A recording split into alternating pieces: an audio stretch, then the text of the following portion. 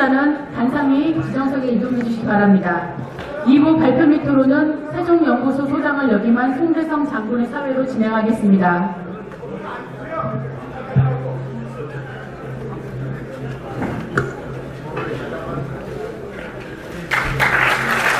박수 부탁드립니다.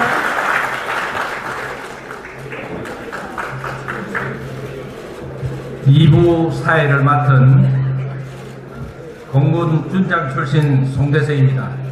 아침 일찍부터 오셨는데도 불구하고 많이 돌아가시기도 하시고 또 이렇게 만장하신 참 자리를 메워주신 여러 대선배님들 그리고 동생 여러분들 그리고 후배 여러분들 그리고 시민 여러분들 정말 백사를 제껴놓고 이것이 바로 우리 민심이라고 생각합니다. 본 토론회는 아까 개해설을 하신 이종구 장관님, 기조연설을 하신 이상훈 장관님, 또 축사를 하신 박관영 의장님 말씀하신 그 내용 속에 있는 바와 같이 이것은 보수, 진보, 여야, 노장 뭐 이런 그 논쟁의 그런 토론이 아닙니다. 우리 조국 대한민국의 생존을 놓고 우리 조국 대한민국이 이런 식으로 슬슬 망가지고 없어지느냐, 그렇지 않으면 다시 회복되어 가지고 번창하고 발전하느냐 하는 그런 길을 모색하는 그런 대토론장입니다. 여러분 그런 열정을 갖고 이 자리에 오신 여러분들을 대단히 참 감사하게 여기고 우리 모두 함께 박수로 한번 치고 분위기를 만들겠습니다.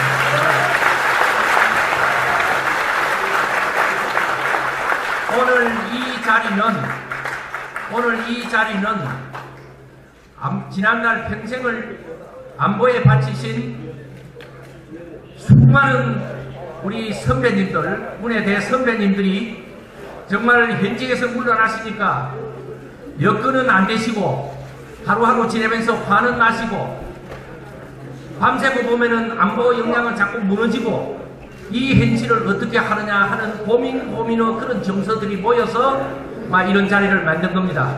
여러분 이런 소식이 전해지자 아직 소식을 못 들어서 동참하고 서명하지 못하신 분들이 오늘 아침부터 수없이 많은가 봐요.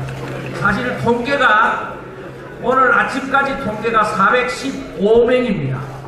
그 중에는 아까 통계에서 말씀하신 것처럼 국방장관 하신 분들이 12분, 기라성 같은 분들이 쭉 있습니다. 그래서 이분들이 더 이상 우리 조국 대한민국이 이래 무너지는 것을 볼 수가 없다 하고는 함께 마음을 모으고 다시 말씀드리지만 이것은 무슨 정부와 각을 세우고 이런 것이 아니니까 정부 해당되는 사람들은 여기 나와서 정중히 모시면서 우리가 이해 못하는 것은 이해를 시킬 것이고 그리고 우리가 질문하는 것은 질문도 받고 제가 정중하게 등기를 다 보냈어요. 한 분도 지금 아직 안 나오십니다. 아마 그래서 청생 문제점을 지적하고 오늘 토론된 내용을 저희들은 국가를 향해서 공개적으로 질의를 할 겁니다. 막 이런 그 뜻을 모으는 자리니까 돌아가신 분들, 서서 계시는 분들 좀 협소하시더라도 이것은 무슨 뭐 하나의 행사하는 그런 자리가 아니고 우리 조국 대한민국을 위해서 결의를 다지고 새로운 결심을 하고 하는 자리니까 전부 좀 협조를 좀 해주십시오. 그래서 행사 후에 저희들은 성명서도 발표하고 결의문도 각군 대표들이 나와서 또 결의문도 하고 여러 가지 정부에 대한 질의도 하고 막 그런 프로그램이 나와 있습니다. 오늘 저희들이 모신 연사들은 몇몇이 오셔서 아시다시피 함부로 지금 뭐 발표 한번 하고 토론 한번 하고 그런 분들을 모신 게 아닙니다. 정말 목을 내놓고 자기의 혼을 주장하는 그 혼을 주장이 우리 조국 대한민국을 위해서 지금 혼을 주장하는 사람들이라는 사람들만 지금 골라서 뽑은 겁니다.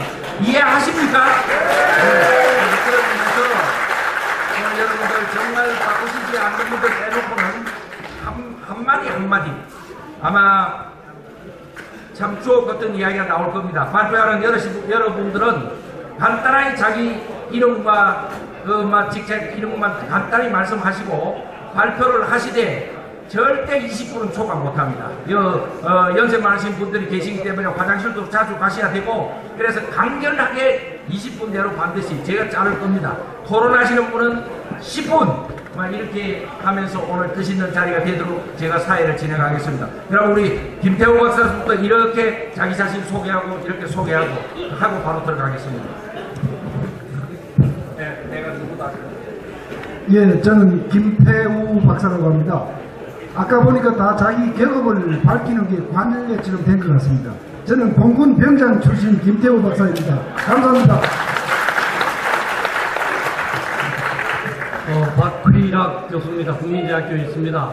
육사 34기로 졸업했고 육군대령으로 전역했습니다. 오늘 많이 참석해 주셔서 감사합니다.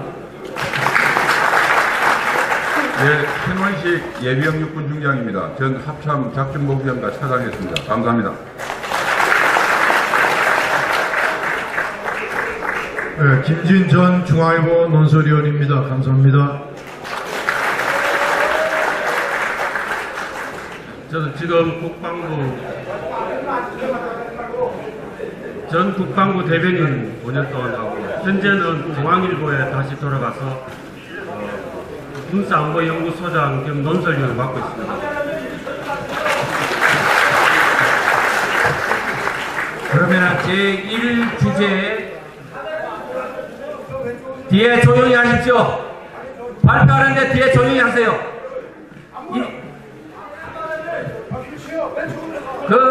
빵 다루는 게 급한 일이 아니까 조용히 하세요. 일체 지금부터 이야기하지 마세요.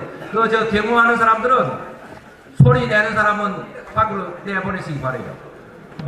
제1주제는 박희락 국민대학교 교수가 남북 합의와 안보 국방이라는 주제로서 말씀을 드리도록 하겠습니다. 이러한 엄청난 자리에 제가 처음 발표하게 됐다는 것에서 굉장히 좀 어깨가 무겁습니다.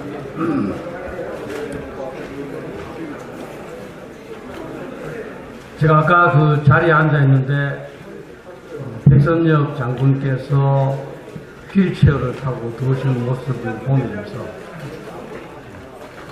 또 오랜만에, 정말 오랜만에 애국가 4절까지 부르면서 저도 모르게 마음속에 눈물이 나더라고요.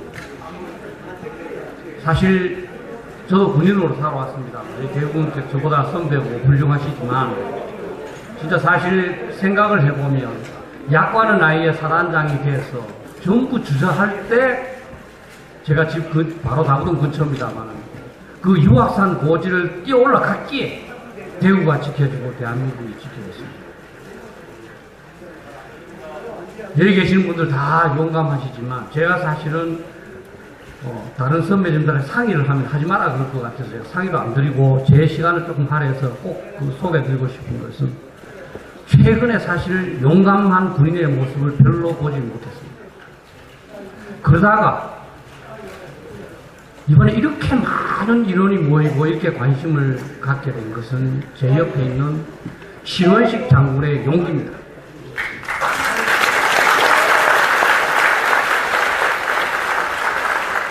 제가 3년 선배지만 진짜 군사합의가 나오고 그랬을 때도 저는 그쪽 문제 있겠다.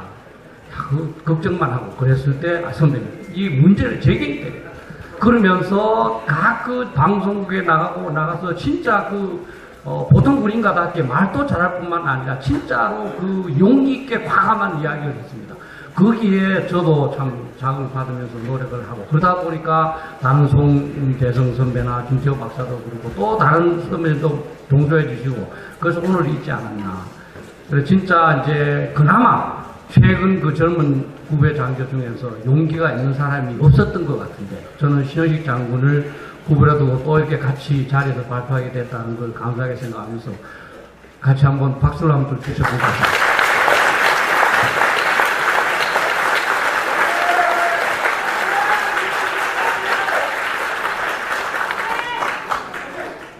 저는 현재 우리나라는 완벽 폭풍, 영어로는 perfect storm이라 합니다만은 완벽 폭풍, 안보 완벽 폭풍 앞에 있다 이렇게 봅니다. 저는 조건을 6가지로 한번 봤습니다. 완벽 폭풍은 찬 고기압과 그 다음에 뜨거운 저기압 그리고 수증기 이런 여러 가지 조건이 모여서 예상치도 않는 강력한 그 폭풍이 돼서 진짜 초토화시키는 거예요. 그런 안보 왕복 폭풍의 조건이 하나하나 갖추어지고 있다. 제일 첫 번째 조건은요, 북한의 재래식 기습 공격입니다. 제가 공부를 하다 보니까 아르터 스타인이라는 그 미국의 학자가 언제 전쟁이 일어납니다. 그거를 조금 상호주의 국가와 뭐 기회주의 국가다 이렇게 분석을 했습니다. 제 학자라는 것이 조금 어려운 얘기를, 쉬운 일을 좀 어려운 용어로 써서 하는 거예요. 그래서 핵심은 뭐냐 하면 북한은 기회를 노리고 있는 기회주의 국가입니다.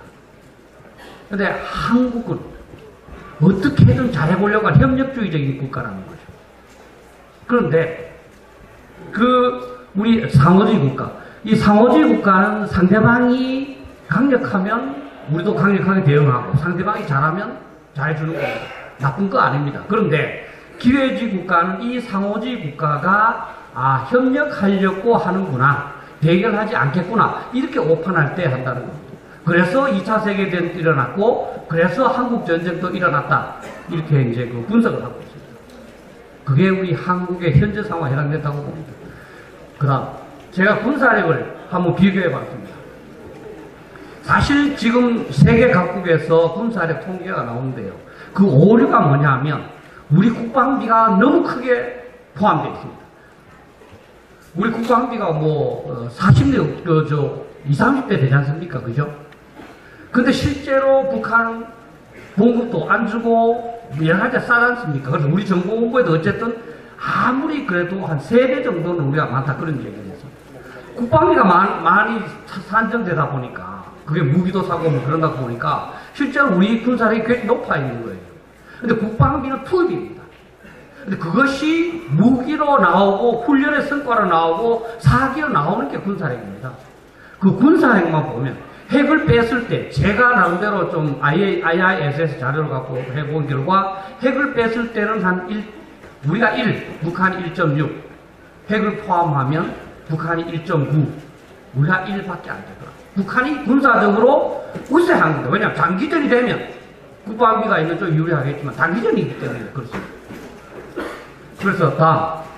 그래서 제 1조건을 저는 평가해 봤을 때 굉장히 조건이 성숙되어 있다. 제가 1조건을 밑에 조금 써놓은 부분을 한번 보시면, 저는 사실은 어제 그저께 밤에 잠을 못 자고 자다 갑자기 생각나는 거예요. 내가 아침에 일어났는데 서울이 포위되어 있을 수도 있지 않겠는가. 아침에 일어났을 때 나도 모르게 서울이 포위되어 있고 우리 정부도 모를 수가 있습니다. 자, 김포반도에 말입니다. 그 민간이 점령한다 하고 활용한다고 왔다 갔다 할 때 도하면, 제가 보니까요, 김포까지 가는 길이 너무너무 잘 딸려 있더라고요. 그 길로 서울 들어오는데 어떻게 하시겠습니까? 그 다음에 철원에 지금 지뢰 제거 다 하고 지금 12m 폭의 도로 다 연결할 예정입니다. 그쪽으로 대규모 군단이 들면 어떻게 하겠습니까? 그와 함께 파주 문산에서 화학탄을 공격을 해서 우리 군인들 죽이고 계속 진진하면 어떻게 하겠습니까? 저는 우리 군인이 지금 이 순간 저기 오는 걸 봐도 밤에 과연 쏘겠느냐?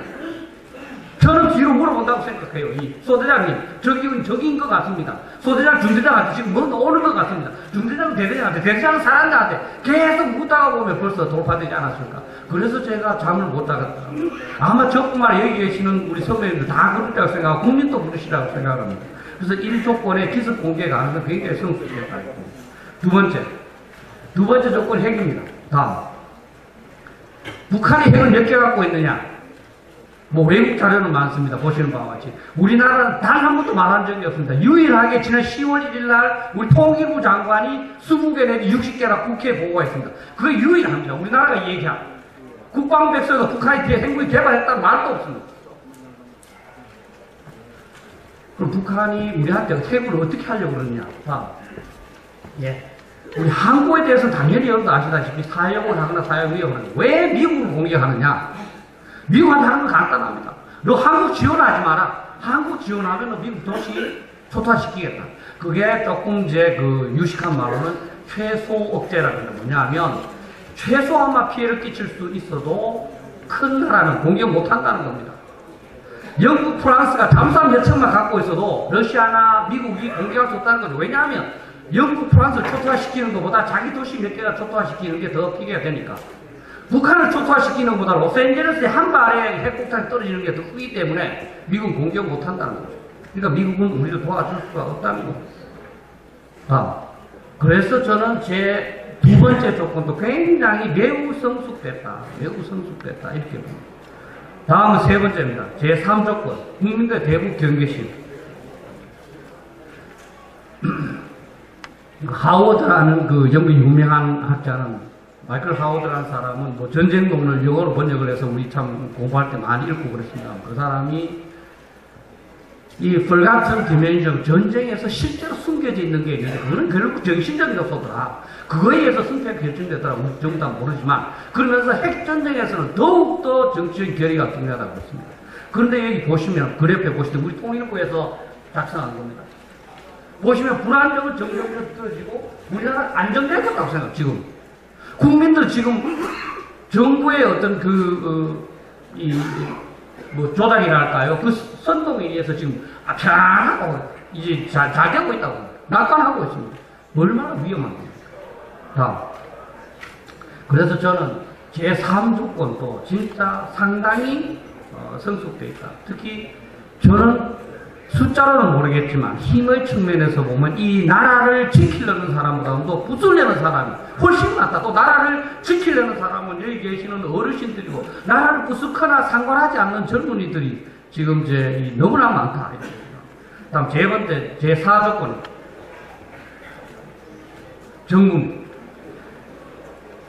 정부는 클라우드비트라는 우리 이종구 장관도 말씀하셨습니다만 그 사람이 얘기했는데 전쟁은 국민들의 감정에 의해서 촉발된다고 그랬습니다. 왜냐하면 인간도 동물과 똑같이 분노, 복수심 이런 게 있기 때문에. 그리고 군대는 해봐야 된다. 불확실하다는 거예요. 해봐야 된다. 그래서 전쟁이 안 일어나게 하는 건 뭐냐면 정부의 이성이라고 합니다. 정부가 국민들의 감정을 다스리고 그 다음에 가능하면 타협도 하고 이렇게 해서 전쟁이 일어나지 않도록 하는 겁니다. 그런데 지금 우리 정부의 현 실태를 보시면 계속적으로 이 북한 핵에 대해서 평가하고 뭐 노력해야 될 사항을 전혀 하지 않고 있습니다. 그리고 북한 심기를 건드릴 수 있는 말이나 행동 전혀 하지 않고 있습니다. 그래서 저는 이 조건도 매우 성숙됐다. 지금 사실 정부가 지켜야 되는데 정부를 못 믿는 그런 상황이 된 거예요. 제가 헌법 66조 2항을 계속적으로 반복적으로 이야기하고 있습니다. 대통령 국가의 독립, 영토의 보전, 국가의 계속성과 헌법을 수호할 책무를 진다. 이 헌법 66조 2항 이거를 과연 제대로 수행하고 있는가? 다음 제5조건입니다. 제5조건 우리 군. 뭐 조금 어렵게 썼습니다만 헌팅턴이라는 사람이 군이 민간인에 복종을 해야 된다. 근데 그 조건이 있습니다.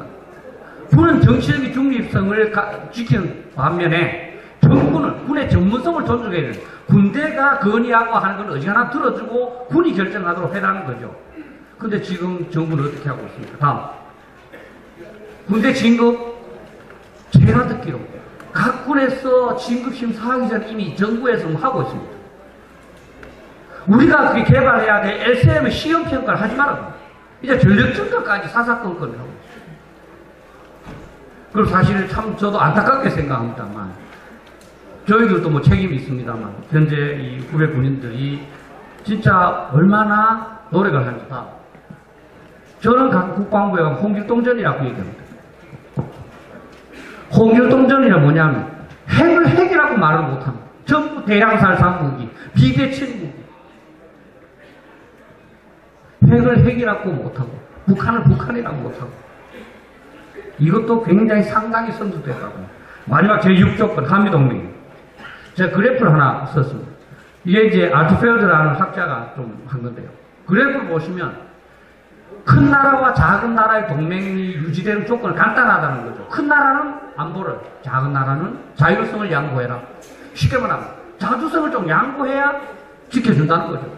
저는 국민학교 때 그런 경험이 있습니다. 제가 초등학교 때 그때는 뭐 굽어서 들어온 사람이만 나이가 2살 사는 형이 있었어요. 그 형은 저를 보호해준다. 뭐냐? 야, 박희락이는 공부하는 애니까 누구도 건드리지 마. 그 대신 저는 뭡니까? 야, 비라 물 좀 떠와. 저는 물 떠줍니다. 그렇기 때문에 둘이 가고 공생을 하는 겁니다. 저는 물 떠주고서 보호받는 대신에 열심히 공부했지 않습니까?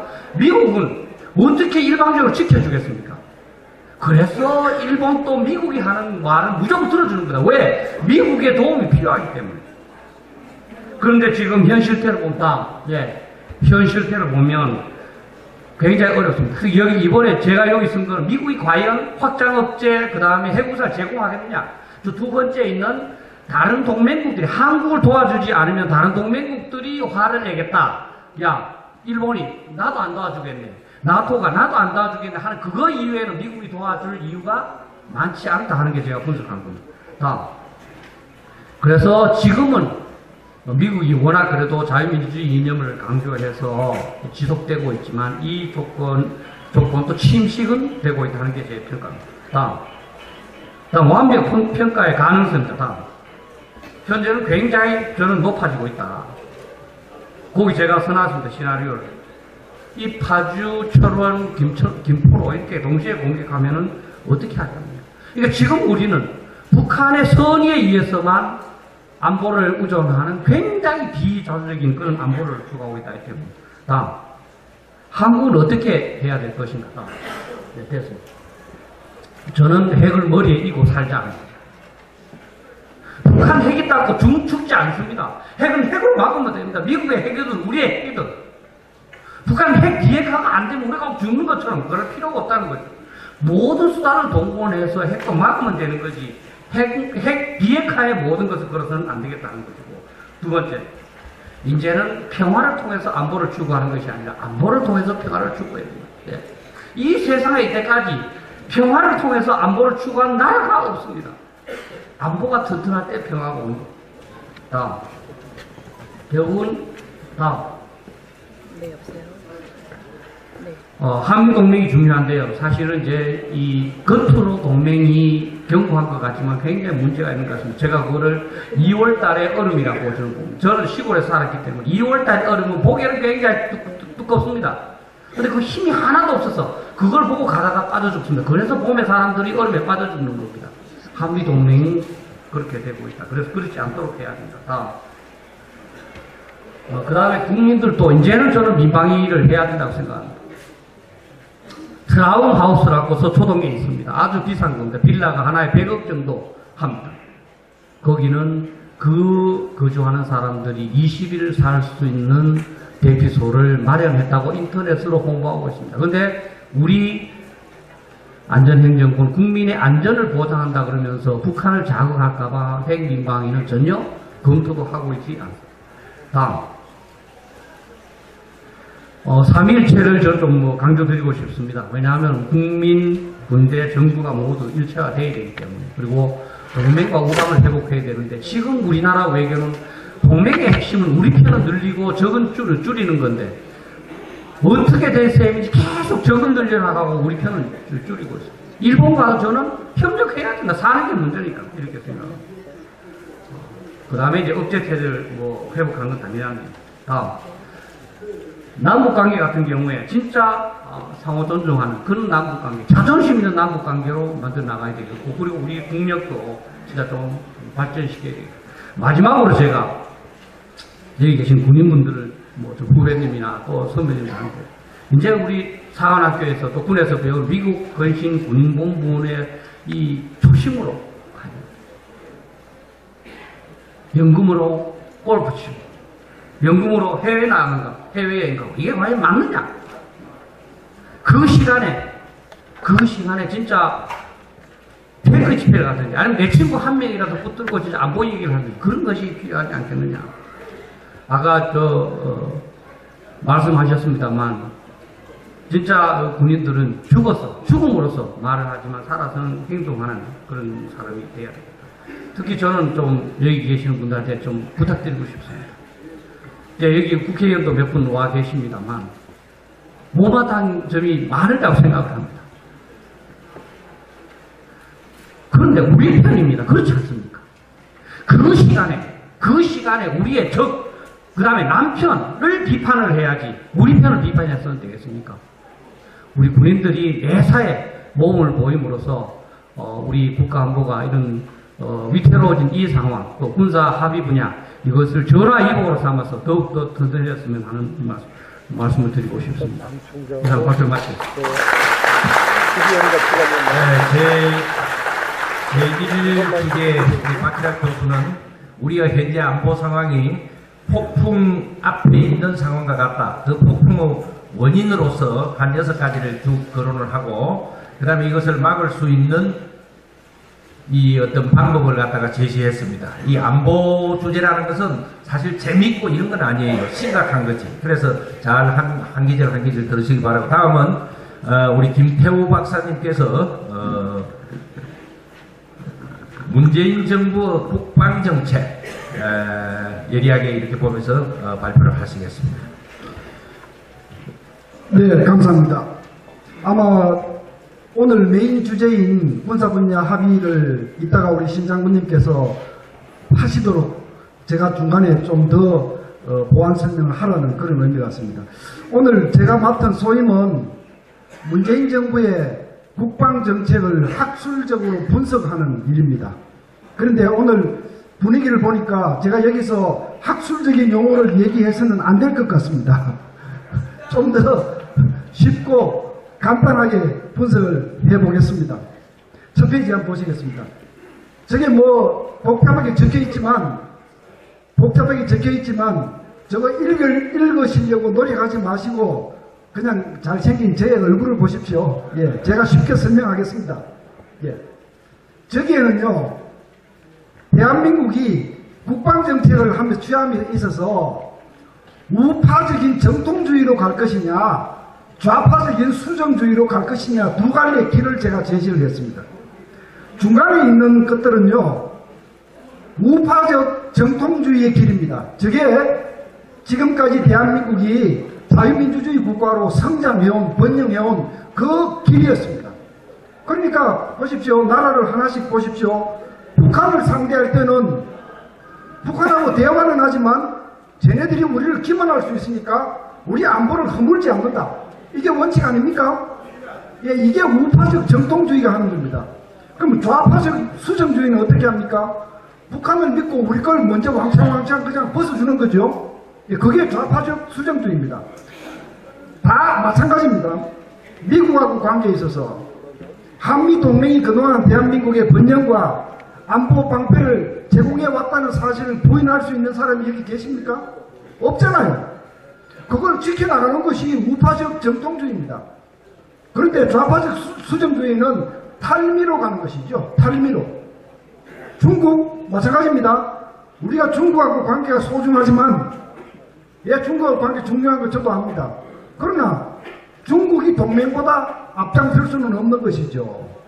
그리고 중국을 상대할 때는 항상 독침을 준비해서 당신이 우리를 건드리지 못한다 라고 하는 독침을 준비하면서 그러나 가까이 친하게 지내기 위해서 노력하는 것, 이게 정통주의 접근입니다. 여러분 맞죠? 네. 아이고, 지금 이 대목에서 박수 치시는 거 보면 여러분들 들으시는 수준이 상당한 것 같습니다. 예. 그럼 그 좌파적 수정주의는 뭡니까? 중국의 아부하고 저자식 취하고 미국을 멀리하는 겁니다. 예? 자, 이런 식의 이 정통주의 접근을 하고 있느냐, 수정주의 접근을 하고 있느냐를 종합적으로 제가 분석해 본 결과 지금 이 정부는 수정주의로 가고 있다. 이 복잡한 얘기지만 제가 이렇게 간단하게 분석을 일단 했습니다. 다음 그 다음에 이제 그 중에서 좀 더 포커스를 좁혀서 우리 군사, 국방정책을 어떻게 하고 있느냐. 그러니까 수정주의라고 하면 탈미를 하는 겁니다. 탈미를 하고 통풍을 하는 겁니다. 지금 우리 국방정책이 그 길로 가고 있다는 것을 나타내주는 두 가지 사례가 바로 얼마 전에 발표한 국방개혁 2.0 그리고 9.19 군사분야 합의 이 두 가지입니다. 국방개혁 어떻게 했느냐, 자세한 말씀 드리지 않겠습니다. 내용이 궁금하신 분은 인터넷을 찾아서 보십시오. 한마디로 국방개혁 2.0은 우리 군대를 질적으로 양적으로 줄이는 것입니다. 그런데 지금 이 시기에 질적으로 양적으로 줄이는 것이 맞느냐? 그리고 연습을 중단하고 연합훈련도 중단하고 그런 내용들이 거기에 다 얼버무려져 있습니다. 이런 국방개혁은 우리가 지켜야 할 국방 원칙 3가지를 적어도 위배하는 겁니다. 3가지를 위배하는 겁니다. 국방 원칙 3가지가 뭐냐? 어렵게 생각하실 거 없습니다. 1. 당면 위협에 대비한다. 2. 미래 위협에도 대비한다. 3. 항상 훈련에서 임전태세를 유지한다. 이 3가지 아닙니까? 그렇죠? 네. 아니 장성 출신이 아니면서 그런 걸 어떻게 많이 아느냐고. 제가 반평생을 국방연구에 몸을 바쳤으니까 당연히 알죠. 예? 자, 이 국방개혁 2.0은 북한이 지금 핵을 포기한 상태도 아니고 변화를 하겠다고 약속한 상태도 아니기 때문에 당면 위협을 위배하는 것이고요. 둘째, 북한이 착한 나라가 된다 하더라도 중국이 앞으로 우리에게 미래 위협으로 다가오고 있는데 그러면 북한만 착해지면 우리 군사 무장 해제도 되는 겁니까? 이거 안 되는 거죠. 두 번째 원칙이 위배되는 겁니다. 세 번째, 연합훈련 축소하고 남북관계만 추구하는 것은 임전태세 유지라고 하는 대원칙에 어긋나는 겁니다. 자, 이게 지금 정부가 취하고 있는 방식이기 때문에 저희들이 보기에는 이게 바로 전형적인 수정주의 접근이다. 저는 그렇게 결론을 내는 겁니다. 그 다음에 군사분야 합의는 이따가 신장군님 자세히 말씀드리겠지만 제가 한 말씀만 미리 드리자면요. 군비통제 원칙에 맞지 않아요. 군비통제 원칙에. 군비통제가 뭐냐 하면요. 군사적 관계를 안정화시키는 것이 군비통제입니다. 그러니까 무조건 무기를 빼고 군사력을 줄이는 것이 군비통제가 아닙니다. 예를 들어서 상대방은 공격무기를 키우는데 우리는 방어무기를 줄이면 군비통제를 하는 것이 아니라 더 위험하게 만드는 겁니다. 그래서 쌍방이 같이 합의해서 공격무기는 같이 줄이고 방어무기는 같이 늘리고 상방이 서로 뭐 하는지 투명하게 들여다볼 수 있도록 정찰 감시하는 능력은 상호 키우고 이런 것들을 함으로써 군사관계를 안정화시키는 것, 그것이 군비통제입니다. 네? 아이고, 설명이 너무나 명쾌하다. 난 그렇게 생각하는 걸로 제가 생각하겠습니다. 예. 자, 그런데 이번에 군사분야 합의를 보면요. 비행금지구역을 정해서 쌍방이 공정하게 다 비행기를 날지 못하게 한다. 비행금지구역을 한다. 쌍방이 굉장히 공정한 것처럼 보이는데, 그러면 여러분께서 옆집에 강도를 두고 같이 살았다고 가정해 보십시다. 그 강도는 전과가 많고 저는 그 강도한테 여러 번 당했습니다. 그런데 그 강도가 어느 날 갑자기 와서 앞으로 내가 강도짓 하지 않을 테니까 너 집에 있는 CCTV하고 우리 집에 있는 CCTV하고 쌍방이 공정하게 같이 달지 말자. 그게 말이 되는 얘기입니까? 예?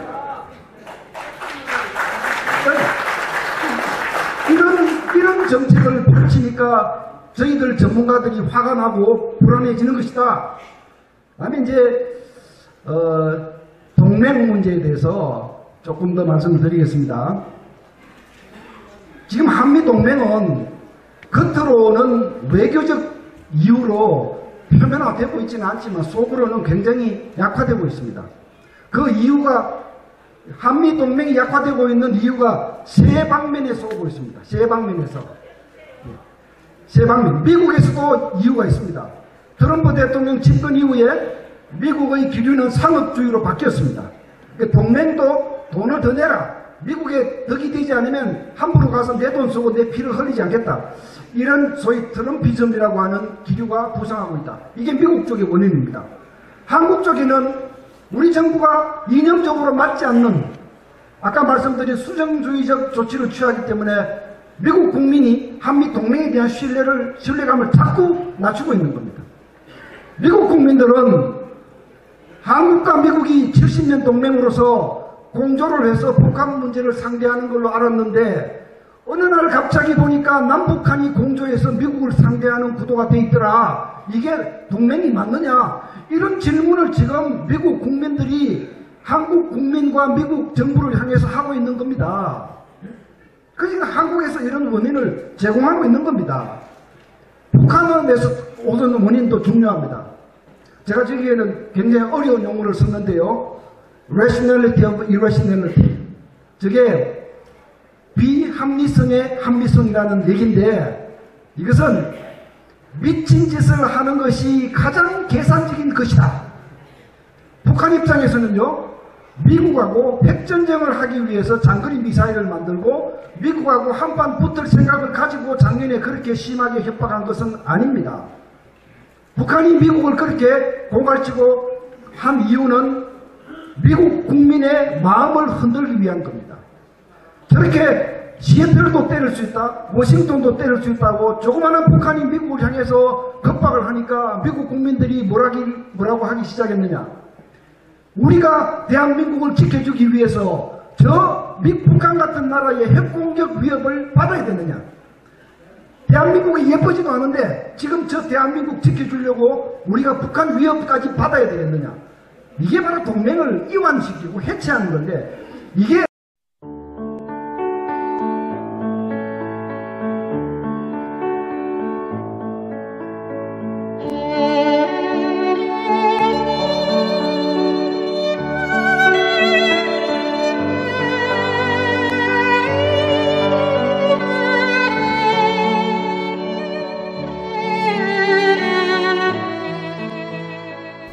(2018년 5월 31일) 손상대 애국집회 사회자께서 출소하시던 날, 아직도 여전히 저 담장에 갇혀 영어의 몸으로 계시는 박근혜 대통령님이 계시는 아주 가까운 지근 거리에까지 가보았습니다.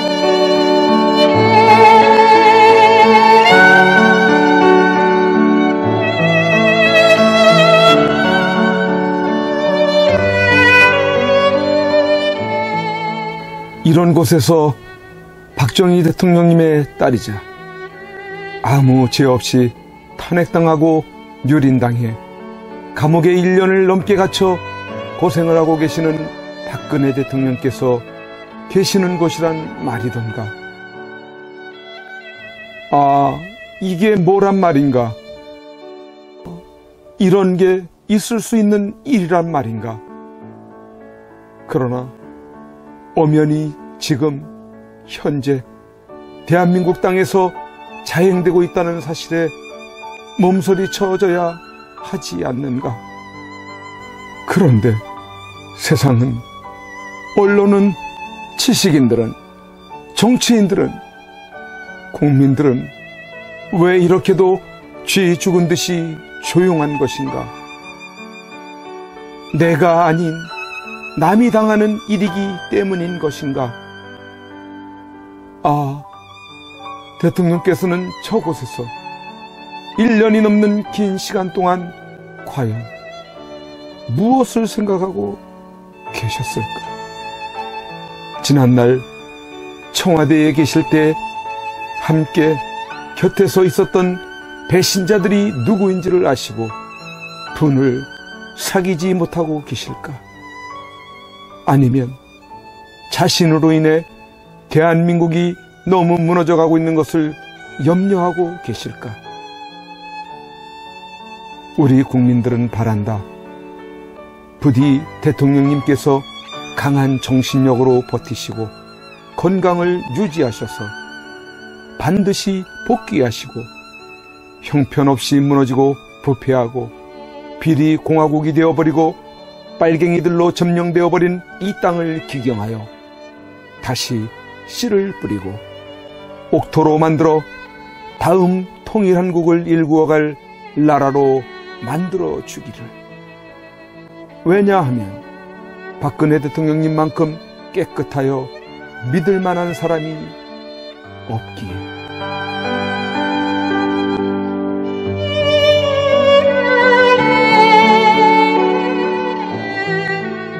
이제 내려가야 한다. 내려가기 전에 대통령님께 이렇게 외쳐본다. 박근혜 대통령님! 옥체를 보존하십시오! 선구자 방송입니다! 보내드리는 엽서를 통해서 힘을 내시고 대통령님의 결백이 밝혀질 것입니다. 멀지 않았습니다. 더 꿋꿋이 버텨주시고 많은 국민들을 통해서 많은 엽서를 더 많은 편지를 보내드리도록 그렇게 힘쓰겠습니다. 건강을 지켜주세요. 안녕히 계세요.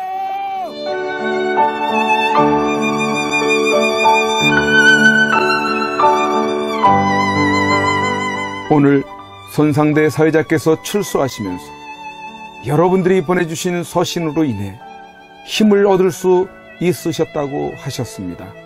여러분들의 그 용기와 또 우편의 편지나 아니면 적기를 통해서 우리에게 힘을 주셔서 오늘 이렇게 하늘을 처음 보는 것 같습니다. 이제 박근혜 대통령님과 남아 계신 분들이 힘과 용기를 얻으실 수 있도록 엽서 보내기와 편지 보내기에 더욱 동참해 주시지 않으시겠습니까?